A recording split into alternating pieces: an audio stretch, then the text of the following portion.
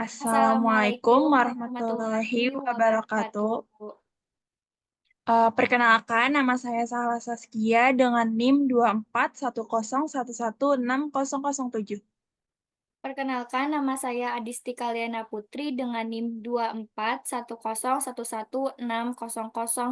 Selanjutnya, kami akan menjelaskan materi pajak proporsional, pajak spesifik, dan pajak maksimum. Disaksikan ya videonya. Di sini saya akan membahas tentang pengaruh pajak spesifik terhadap keseimbangan pasar. Terlebih dahulu, kita harus memahami apa sih pajak spesifik itu. Pajak spesifik adalah pajak yang dikenakan dengan nominal tertentu terhadap objek pajak. Contoh dari pajak spesifik, pemerintah menentukan pajak sebesar Rp1.000 untuk perokok. Eh, Variabel pajak atau teks dapat disimbolkan dengan huruf T. Dalam keseimbangan pasar, pajak akan mempengaruhi dengan mengurangi jumlah penawaran. Sedangkan permintaannya tidak dapat dipengaruhi sama sekali. Sehingga fungsi penawarannya dapat berubah dan fungsi permintaannya itu tetap. Nah, ini adalah salah satu contoh dari pajak spesifik. Diketahui fungsi permintaan pajak adalah QD sama dengan 120 dikurang P, sedangkan fungsi penawarannya adalah QS sama dengan 5P dikurang 60. Terhadap barang tersebut dikenakan pajak sebesar Rp12 per unit. Ditanya, ditanya berapa harga dan jumlah keseimbangan pasar sebelum pajak, dan berapa jumlah dan harga keseimbangan pasar sesudah pajak, dan gambarkan kurvanya. Nah, tahap pertama yang dapat kita cari yaitu fungsi dari permintaan, di mana QD sama dengan 120 dikurang P, di mana Q sama dengan 0, P sama dengan 120. P sama dengan 0, Q sama dengan 120. Dan selanjutnya kita ingin mencari dari fungsi penawaran. QS sama dengan 5P dikurang 6. Q sama dengan 0, P sama dengan 12. Karena 60 dibagi 5 itu hasilnya 12. P sama dengan 0, Q sama dengan min 6. Selanjutnya kita ingin mencari uh, equilibrium sebelum pajak atau keseimbangan pasar sebelum pajak. Di mana syarat dari equilibrium itu QD sama dengan QS. Fungsi dari QD yaitu 120 dikurang P. Dan fungsi dari QS yaitu 5P dikurang 60. Ini kita pindah ruaskan dengan variabel yang sama.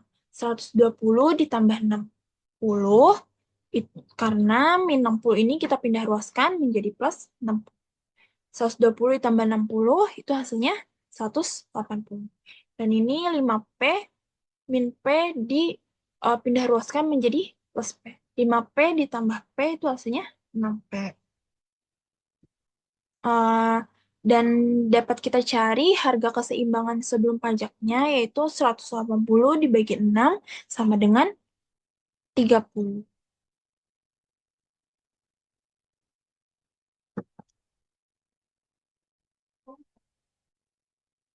Dan untuk mencari QA-nya, kita substitusikan nilai P ke salah satu fungsi, yaitu fungsi permintaan ataupun fungsi penawaran.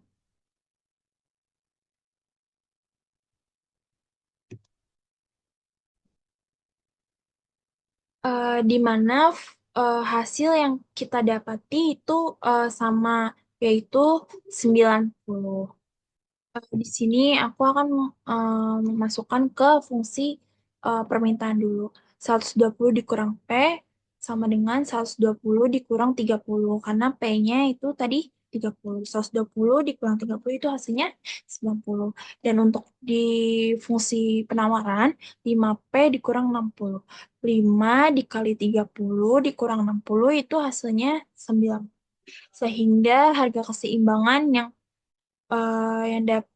kita dapati yaitu harga keseimbangannya 30 dan jumlah keseimbangannya adalah 90. Setelah itu tahap selanjutnya itu merubah bentuk fungsi QD menjadi fungsi PD, di mana QD sama dengan 120 dikurang P menjadi, kita ubah bentuk menjadi PD menjadi 120 dikurang Q. Dan fungsi QS kita rubah bentuk, fungsi QS sama dengan 5P dikurang 60, kita rubah bentuk menjadi 5P dikurang QS ditambah 60. PS sama dengan 1/5Q ditambah 12 karena 60 dibagi 5 itu 12. Dan ditambah P. PS aksen sama dengan 1/5Q ditambah 12 tambah T-nya kan tadi yang diminta 12. Jadi kita tambah 12. Jadinya PS aksen sama dengan 1/5Q ditambah 24. Karena hasil dari 12 ditambah 12 itu hasilnya 24. Eh, Q sama dengan 0, P sama dengan 24. P sama dengan 0, Q sama dengan min 120. Selanjutnya, kita mencari equilibrium setelah pajak atau keseimbangan pasar setelah pajak, di mana PD sama dengan PS aksen. Fungsi PD yaitu 120 dikurang Q, dan fungsi PS aksen itu 1/5Q ditambah 24. Ini kita pindah ruaskan dengan variabel yang sama. 120 dikurang 24 itu hasilnya 96, 1/5 Q ditambah Q itu hasilnya 6/5 per Q. Dan dapat kita temukan eh, jumlah keseimbangan setelah pajak yaitu 96 dikali 5/6 ini dibalik ya, dari 6/5 jadi 5/6 Q sama dengan hasilnya 80. Untuk mencari harga keseimbangan setelah pajaknya, kita bisa substitusikan eh, hasil ini ke persamaan PD atau PS. Ini kita substitusikan ke ke fungsi PS. 1/5 dikali 80 ditambah 24 hasilnya 40. Sehingga jumlah keseimbangan setelah pajak itu hasilnya 80 dan harga keseimbangan setelah pajak itu hasilnya 40. Nah, ini adalah gambar kurva pajak spesifik. Ini merupakan garis dari fungsi permintaan 120, ini 120. Dan ini merupakan garis dari fungsi penawaran sebelum pajak. Pertemuan antara garis fungsi permintaan dan fungsi penawaran ini kita gambarkan titik equilibriumnya, di mana harga sebelum pajak itu 30 dan jumlah sebelum pajak itu 90. Berikutnya, setelah adanya pajak, maka penawarannya akan berkurang dan bergeser ke kiri. Akibatnya pergeseran kurva penawaran tersebut, maka equilibriumnya eh, berpindah ke E-aksen. Sehingga harga keseimbangan setelah pajak itu 40 dan jumlah keseimbangan setelah pajaknya itu 80. Di sini kita bisa melihat dampak dari diberlakukannya pajak spesifik, yaitu akan meningkatkan harga yang semulanya 30 menjadi 40 dan akan menurunkan jumlah keseimbangan yang tadinya 90 menjadi 80. Berikutnya kita akan em, mengetahui besarnya beban pajak yang ditanggung oleh konsumen atau bisa sebut juga dengan TK. TK sama dengan PE aksen dikurang PE. PE aksennya itu 40 dan PE itu 30. 40 dikurang 30 itu sama dengan 10. Hasil ini kita kalikan dengan QE aksen. 10 dikali 80 sama dengan 800. Dan kemudian kita akan menentukan besarnya beban pajak yang ditanggung oleh produsen atau TP, yaitu TP sama dengan T dikurang TK. T-nya 12, TK-nya ini tadi 10. 12 dikurang 10 sama dengan 2. 2 kita kalikan dengan QE aksen menjadi 2 dikali 80 sama dengan 160. Kemudian eh, kita juga akan menentukan besarnya beban pajak yang diterima oleh pemerintah atau T. T sama dengan T kali QE aksen, T sama dengan 12 dikali 80, hasilnya itu 960. Halo teman-teman, kali ini saya akan menjelaskan mengenai pajak proporsional. Di video sebelumnya, Sahla sudah menjelaskan mengenai pajak spesifik. Nah, kali ini saya akan menjelaskan pengaruh pajak proporsional terhadap keseimbangan pasar. Apa sih pajak proporsional itu? Pajak proporsional adalah pajak yang besarnya ditetapkan berdasarkan persentase tertentu dari harga jual, bukan ditetapkan secara spesifik per unit barang. Nah, contohnya ini biasanya kan kita suka makan di restoran. Nah, biasanya dikenakan pajak 10%. Nah, contoh ini termasuk ke dalam contoh pajak proporsional. Variabel pajak atau tax disimbolkan dengan T. Nah, nanti selanjutnya ada contoh soal. Nah, di situ ada T besar pajaknya. Dalam keseimbangan pasar, pajak akan mempengaruhi atau mengurangi jumlah penawaran atau supply, sehingga fungsi penawaran berubah dan fungsi permintaan tetap. Next, nah di sini ada contoh soalnya. Contoh soalnya yang pertama ini diketahui fungsi permintaan barang adalah PD 120 dikurang Q, sedangkan fungsi penawaran adalah PS sama dengan 1/5 Q ditambah 12. Terhadap barang tersebut dikenakan pajak sebesar 25% per unit. Lalu yang ditanya, berapakah harga dan jumlah harga keseimbangan pasar sebelum pajak dan berapa jumlah dan harga keseimbangan pasar sesudah pajak. Lalu digambarkan kurvanya. Kita next. Lalu di sini sudah ada cara penyelesaian dari kasus ini. Pertama ini PD, kita masukkan dulu PD dan PS. PD-nya yaitu 120 dikurang Q, PS-nya 1/5 Q ditambah 12. Nah, ini kita biar cepat kita masukin aja ya, langsung ditambah 1/4 P. Pasti bertanya-tanya, 1/4 P dari mana? Nah, 1/4 P ini dari 25%. Yang tadi besar, yang sudah ditentukan besar pajaknya 25%, kita jadikan apa ya namanya ini teh, pecahan, jadikan pecahan, jadi 1/4 P. Terus kita pindah ruas jadi 3/4 P sama dengan 1/5 Q ditambah 12. Nah, lalu kita habis mengerjakan PD dan PS, kita lanjut ke tahap selanjutnya, yaitu ada PS aksen.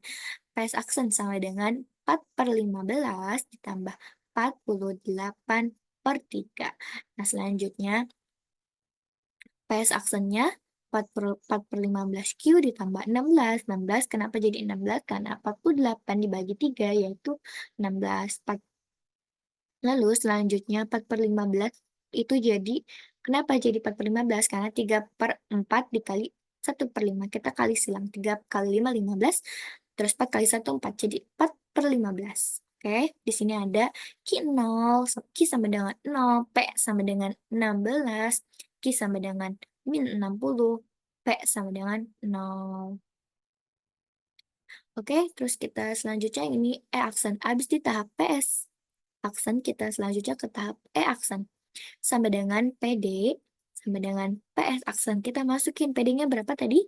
120 dikurang Q. PS aksennya kita sudah masukkan di sini nih, PS aksen 4/15 Q ditambah 16. Nah, kita masukin. Lalu kita 120 dikurang Q 4/15 Q ditambah 16. Jadi 104. Kenapa menjadi 104? 120 dikurang 16. Jadi 104 sama dengan 19/15 Q. Selanjutnya ada QE aksen. 104 dikali 15/19. Nah, ini 104-nya diturunin, 15/19-nya kita tukar aja. Jadi 15/19. Kita jadikan desimal ya jumlahnya menjadi 82,1. Selanjutnya ada PE aksen sama dengan 4/15 kita masukin dikali 82,1. 82,1 dari hasil QE Action ya. Lalu ditambah 16 sama dengan 37,89. Kita next. Nah, lalu di sini ada T. Nah, tadi kan saya sudah jelaskan di awal yang tax atau T jumlah pajak. Nah, di sini T sama dengan tadi kan sudah dijelaskan 25% dijadikan pecahan menjadi 1/4 dikali PE aksen sama dengan 1/4 dikali 37,89. Tadi PE aksennya sudah dijumlahkan kan, jadi 37,89 sama dengan sudah kita kalikan baru kita jadikan desimal, jadi 9,47. Selanjutnya kita ke tahap T atau pajak, yaitu T itu menentukan besar pajak yang ditanggung oleh pemerintah. T sama dengan PE aksen dikurang PE sama dengan 37 dikali 89 dikurang 30 sama dengan 7,89. Nah, kenapa ini harus dikalikan? Nih kita kalikan dengan QE aksen.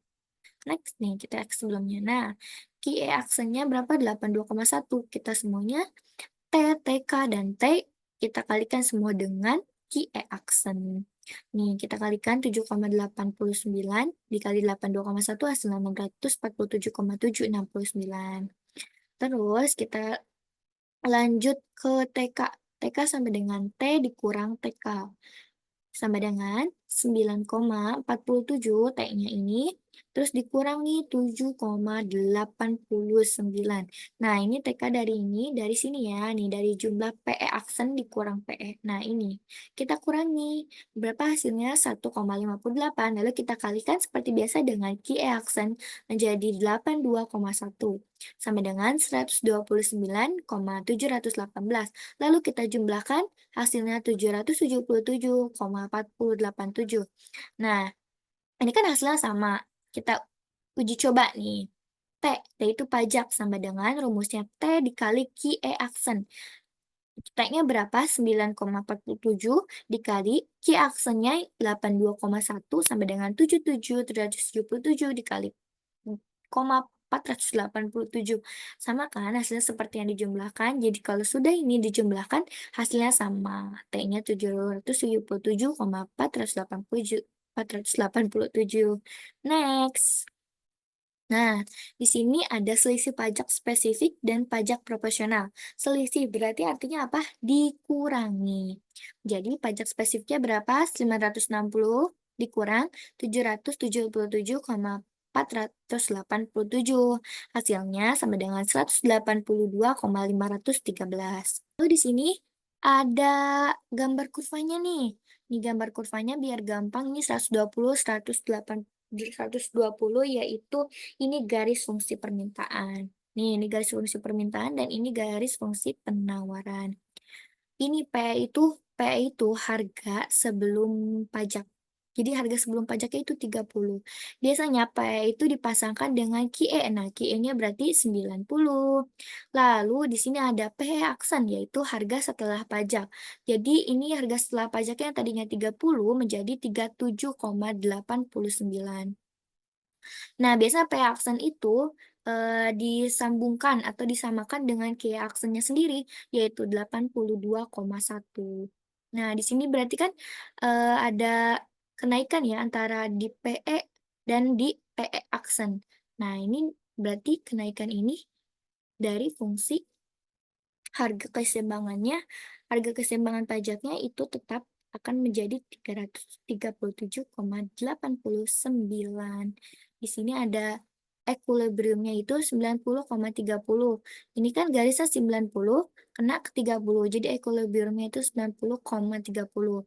Dan ini juga ada equilibrium aksen, berarti E aksen, yaitu sama dengan 82,1,37,89. Nah, ini dari garisnya PE sama garisnya ke QE. Ini garisnya sama ya. Dia tuh sama karena dari perpotongan fungsi permintaan dan penawaran ini digambarkan equilibrium harga sebelum keseimbangan atau sebelum pajaknya. Nah, ini. ini ya, bikin kurvanya. Oke, sekian. Terima kasih.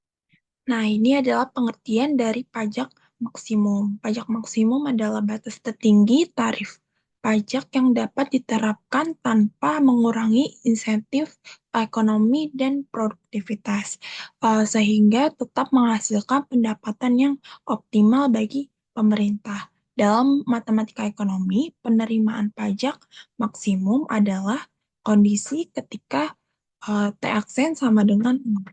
Nah, di sini kita ingin mencari pajak maksimum. Berikut adalah contoh soal dari pajak maksimum. Diketahui fungsi permintaan suatu barang PD sama dengan 12 dikurang Q. Dan fungsi penawaran suatu barang atau PS sama dengan Q ditambah 2. Ditanya pajak maksimalnya itu berapa? Nah, selanjutnya kita ke cara pengerjaan mencari pajak maksimum. Yang pertama, di sini kita mencari PD-nya dulu kita masukin. PD sama dengan 12 dikurang Q. PS-nya sama dengan Q plus 2. Selanjutnya, jika Q 0, maka P12. Jika Q 12, maka P0. Nah, sama yang PS. PS juga Q plus 2. Jika Q 0, maka P2. Jika Q min 2, maka P0. Tahap selanjutnya kita mencari E. E itu rumusnya sama dengan PD sama dengan PS. PD-nya kita masukin 12 dikurang Q sama dengan PS-nya kita masukin Q plus 2. Nah, di bawahnya kita masukin dulu pindah ruas. 12 dikurang 2. 2-nya dari yang Q plus 2 kita pindah ruas jadi dikurang sama dengan Q plus Q. 12 dikurang 2 sama dengan kan 10. Kita taruh di bawahnya 10 sama dengan Q plus Q menjadi 2Q. Q E sama dengan 5. 5 dari mana? Dari 10 dibagi 2. PS sama dengan 7. 7 dari mana? Dari 10 dikurang 12 dikurang 5 sama dengan 7. Nah, di sini sekarang kita ingin mencari E aksennya. E aksen itu PD sama dengan PS aksen. Fungsi dari PD yaitu 12 dikurang Q. Dan fungsi dari PS, Q ditambah 2 ditambah T. Ini kita pindah ruaskan ke sebelah kiri. Jadi 12 dikurang 2 dikurang Q dikurang Q. 12 dikurang 2 itu hasilnya 10 dan min Q ditambah min Q itu hasilnya min 2Q. Jadi T-nya ini adalah 10 dikurang eh, 2Q. Tahap selanjutnya kita ingin mencari T ini, T yang besar. T ini, T besar sama dengan T dikali Q aksen. T-nya ini yang tadi, ini hasil yang tadi 10 dikurang 2Q dan dikalikan dengan eh, Q. Hasilnya adalah 10Q dikurang 2Q kuadrat. T maksimalnya T aksen sama dengan 0. 10 dikurang 4Q sama dengan 0. 10 sama dengan 4Q dan Q aksennya itu 2,5 dari dari pembagian 10 dibagi 4 itu 2,5 dan P aksennya 12 dikurang 2,5 dan hasilnya 9,5. Dan fungsi ini kita masukkan Q-nya yaitu 2,5. Jadi 10 dikurang 2 dikali 2,5 itu hasilnya 2 dikali 2,5 itu hasilnya 5. 10 itu pindahin ke sini jadi 10 dikurang 5 itu hasilnya 5. Jadi T-nya ini adalah 5. Nah, di tahap selanjutnya kita akan mencari PS aksen. Gimana sih cara mencarinya? Yang pertama kita masukin dulu PS-nya sama dengan Q plus 2. PS aksen sama dengan Q plus 2 ditambah T. T-nya tadi kan sudah dicari di slide sebelumnya. PS aksen sama dengan Q plus 2 ditambah 5. PS aksen lagi sama dengan Q plus 7. Kenapa menjadi 7? Karena 2 ditambah 5 sama dengan 7. Jadi Q plus 7. Nah, jika Q 0, maka P7. Jika Q sama dengan min 7, maka P sama dengan 0. Ini adalah gambar kurva dari pajak maksimum. Dan selanjutnya kita akan menentukan besarnya beban pajak yang ditanggung oleh konsumen atau TK, yaitu PE aksen dikurang PE. PE aksen 9,5 dikurang P-nya 7 sama dengan 2,5. Eh, 2,5 ini kita kalikan dengan QE aksen. Ya, menjadi 2,5 dikali 2,5 sama dengan 6,25. Dan selanjutnya kita ingin menentukan besarnya beban pajak yang ditanggung oleh produsen atau TP, yaitu T sama dengan T dikurang TK. T-nya itu 5 dikurang 2,5 sama dengan 2,5. Dan 2,5 ini kita kalikan dengan Q aksen. 2,5 dikali 2,5 sama dengan 6,25.